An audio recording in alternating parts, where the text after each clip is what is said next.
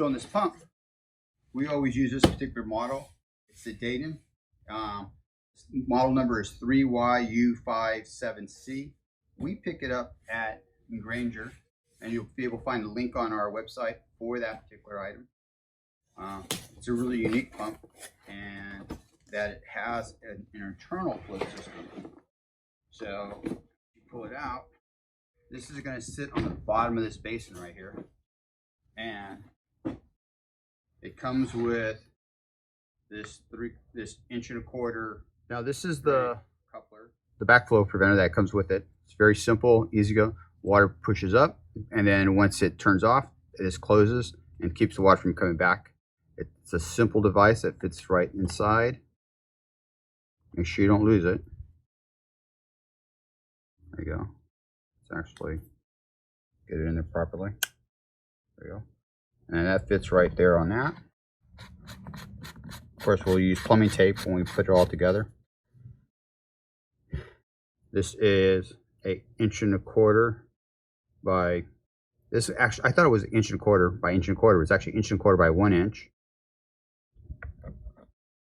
I will slip on there like that. And at the end of the day, we want to get to a 3/4 inch pipe. So there, we have a 3/4 inch, and we put that in there like that. The float turns on the pump. You don't have to use a switch or anything else. And the float is internally inside here. Now this pump, one of the key things that you should know about it is that it has a tendency to get a vacuum lock. And the way you avoid that, and you can see it in the manual, it tells you to drill a small 1/16 inch hole right here on the side. What happens with the pump is that it needs to be able to breathe. And when it breathes, that allows it to reset. Otherwise, it gets a vacuum lock in there.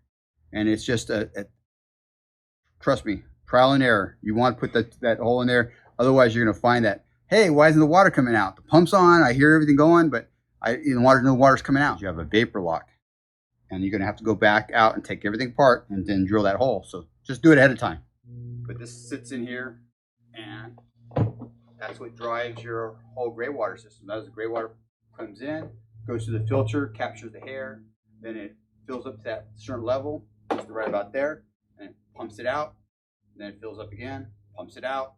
That's how the whole system works. Okay, so now we're gonna couple all this stuff up, meaning that we're gonna put the proper pieces together so we put it inside the tank. First thing is, this is the part that comes with it. I'm gonna put some plumbing tape. Okay, so I'm using this new brand of tape called Mega Tape. It's a thicker tape, and the reason I'm using it is because I don't have to do as many revolutions around the pipe as with that one that looks white. So I'm just going to just do one revolution. Put this. Make sure that you got your valve. It's on the bottom half of that, so it's not on the top. It's on the bottom.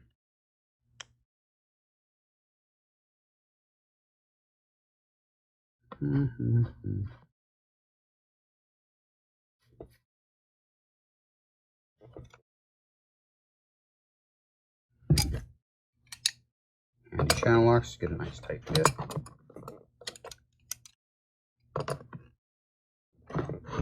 That should do it. Next one is the threaded to slip.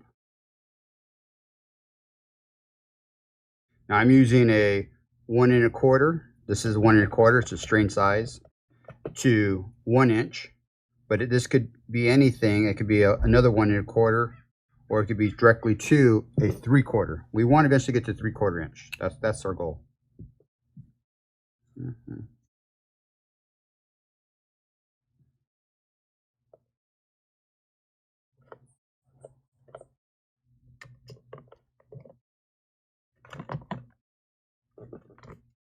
Okay. Now this is our bushing. This one, we're going to actually use some glue and glue that in.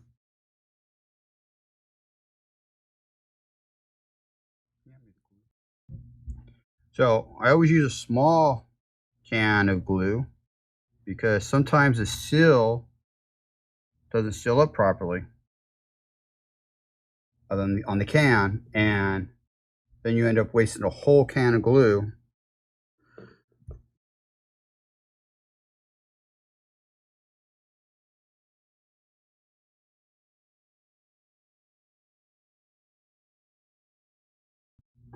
Push that all the way in. Okay, we're almost done here. Actually, I got to put that little hole in the side right here. So look right underneath the threads is where we're going to drill that hole. Okay, the key behind this is you have to be underneath the check valve. So the check valve's right here in the middle. And so anywhere below from here down to here, I'm going to just drill underneath the threads, or right at the threads. It's just easier for me. That's it. Click on the description below to find out where to buy the products. We also have links to instructions to how to build a Greywater system. Be sure to subscribe to our channel and like this video. We would also love to hear your questions and also share how you prevent climate change. Put those in the comment section as well.